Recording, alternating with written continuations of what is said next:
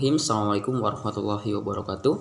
Perkenalkan, kami dari kelompok 5 pengantar sosiologi yang beranggotakan saya sendiri, Muhammad Iqbal selaku ketua kelompok. Kemudian yang kedua ada Andi Rizky Aurelia Putri, yang ketiga ada Andi Miftahul Inayah, yang keempat ada Putri Andini, dan yang kelima ada Rizky Ramadhani. Nah, adapun materi yang akan kami bawakan yaitu tatanan sosial dan pengendalian sosial. Tatanan sosial dan pengendalian sosial merupakan dua hal yang sangat penting dalam mengatur kehidupan bermasyarakat. Dalam lingkungan sosial tentu terdapat aturan-aturan yang harus dijalankan manusia sebagai makhluk sosial. Nah, suatu lingkungan sosial di mana masyarakat saling berinteraksi atas dasar status dan peranan sosial yang diatur oleh tatanan sosial atau social order.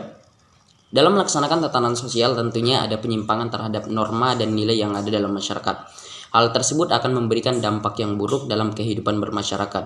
Untuk mencegah penyimpangan tersebut, diperlukan pengendalian sosial yang merupakan cara dan proses pengawasan yang direncanakan atau tidak yang bertujuan untuk mengajak, mendidik, bahkan memaksa warga masyarakat agar mematuhi norma dan nilai sosial yang berlaku di dalam kelompoknya. Pembahasan makrososiologi menurut para ahli. Yang pertama menurut Randall Collins. Menurut Randall Collins, makrososiologi tidak memperhatikan apa yang terjadi dengan individu atau kelompok kecil dalam jangka waktu pendek seperti detik, menit, dan jam, melainkan proses jangka panjang. Menurut pendapat ahli yang kedua adalah menurut Douglas.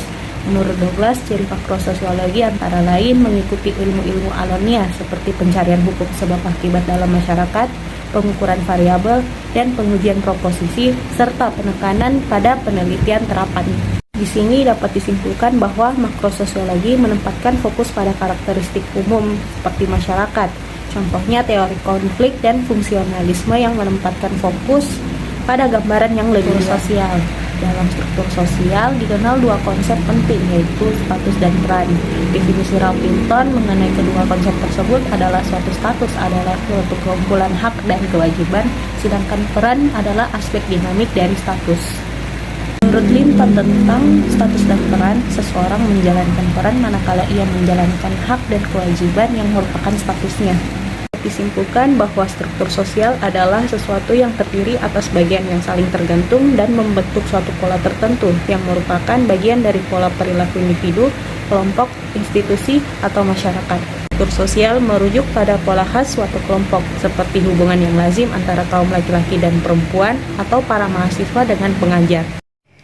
Institusi sosial adalah organisasi norma-norma untuk melaksanakan sesuatu yang dianggap penting. Institusi sosial berkembang secara berangsur-angsur dari kehidupan sosial manusia.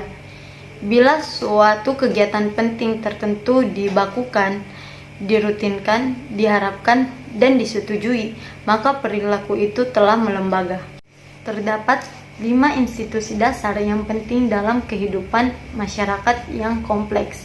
1. Institusi keluarga, yaitu sistem nilai, norma, dan perilaku yang berada dalam lingkup unit sosial yang kecil yang dinamakan keluarga. Kedua, institusi pendidikan, yaitu sistem nilai, norma, dan perilaku yang berada dalam lingkup pendidikan seperti sekolah atau universitas.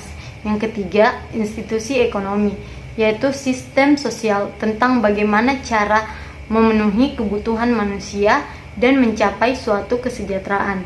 Yang keempat, institusi agama, yaitu sistem nilai dan norma yang berkaitan dengan keyakinan atau kepercayaan. Yang kelima, institusi politik, yaitu sistem yang digunakan untuk mengatur suatu administrasi, keamanan, dan ketentraman dalam kehidupan bermasyarakat. Masyarakat. Dalam pengertian sosiologi, masyarakat tidak dipandang sebagai suatu kumpulan individu-individu semata. Masyarakat merupakan suatu pergaulan hidup karena manusia hidup bersama.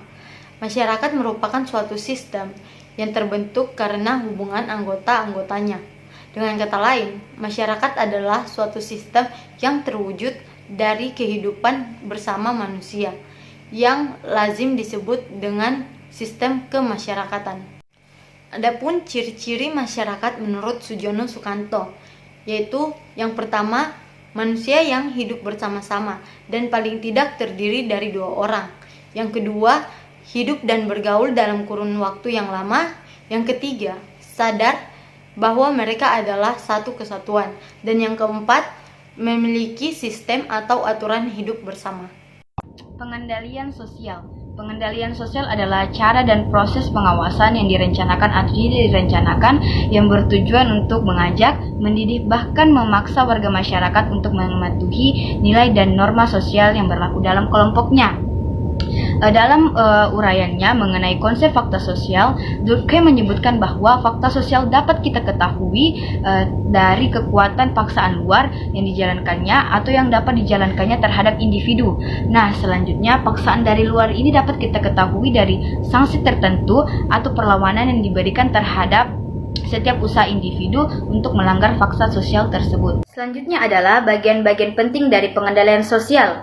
Bagian penting yang pertama adalah lembaga pengendalian sosial yang terdiri dari lembaga pengendalian sosial secara informal dan lembaga pengendalian sosial secara informal. Bagian penting yang kedua adalah proses pengendalian sosial. Yang pertama adalah proses pengendalian secara persuasif, yaitu bentuk pengendalian sosial yang dilakukan dengan cara tidak menggunakan kekerasan, biasanya melalui ajakan, himbauan atau bimbingan melalui alasan-alasan yang rasional.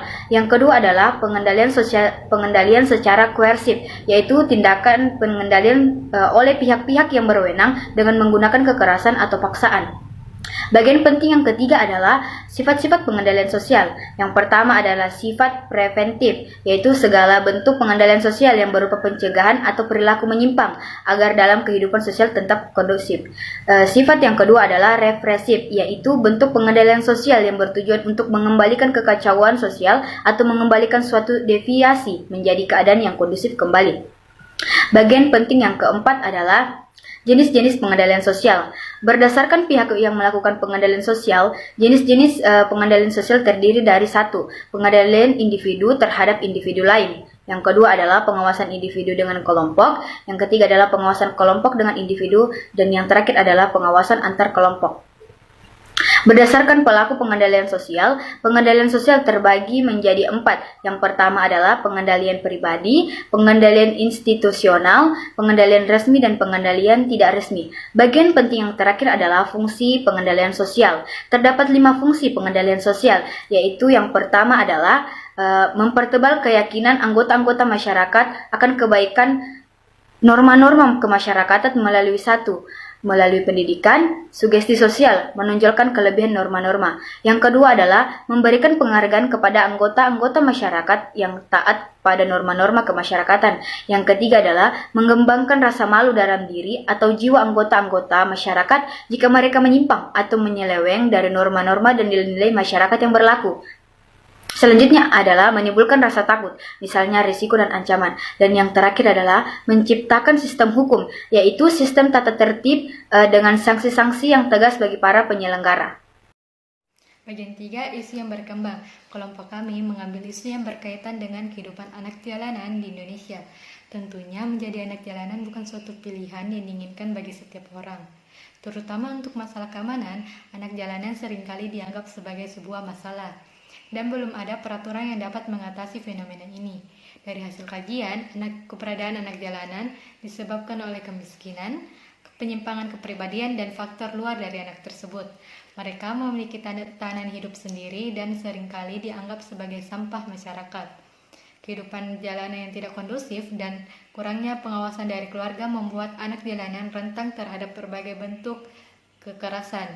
Oleh karena itu, untuk menanggulangi masalah anak jalanan diperlukan perubahan yang menyeluruh agar mereka tidak kembali hidup dan bekerja di jalan lagi.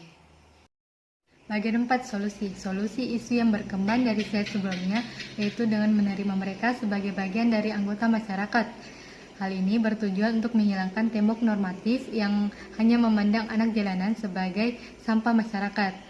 Sebagai sebuah karakter manusia yang unik, sebaiknya pemerintah dan masyarakat lebih berupaya untuk mencegah timbulnya kembali anak jalanan dan melakukan evaluasi pada kebijakan-kebijakan terkait penanganan anak jalanan. Selama ini, kebijakan yang dibuat terkesan untuk kepentingan sepihak saja tanpa memikirkan solusi terbaik dari anak jalanan tersebut. Berdasarkan pembahasan sebelumnya, dapat disimpulkan bahwa yang pertama, makrososiologi merupakan salah satu bagian dari sosiologi yang mempelajari hubungan sosial, institusi, dan masyarakat.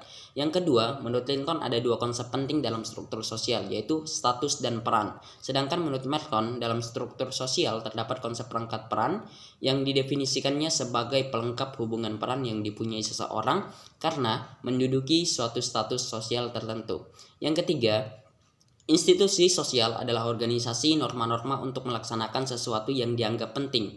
Institusi ini berkembang berangsur-angsur dari kehidupan sosial manusia. Yang keempat, makrososiologi mempelajari masyarakat. Ada kriteria tertentu agar suatu kelompok dapat disebut masyarakat. Yang kelima, pengendalian sosial adalah cara dan proses pengawasan yang direncanakan atau tidak yang bertujuan untuk mengajak, mendidik, bahkan memaksa warga masyarakat agar mematuhi norma dan nilai sosial yang berlaku di dalam kelompoknya. Baik, itulah kesimpulan dari kelompok kami. Mohon maaf atas segala kekurangan. Wabillahi taufik wal hidayah. Wassalamualaikum warahmatullahi wabarakatuh.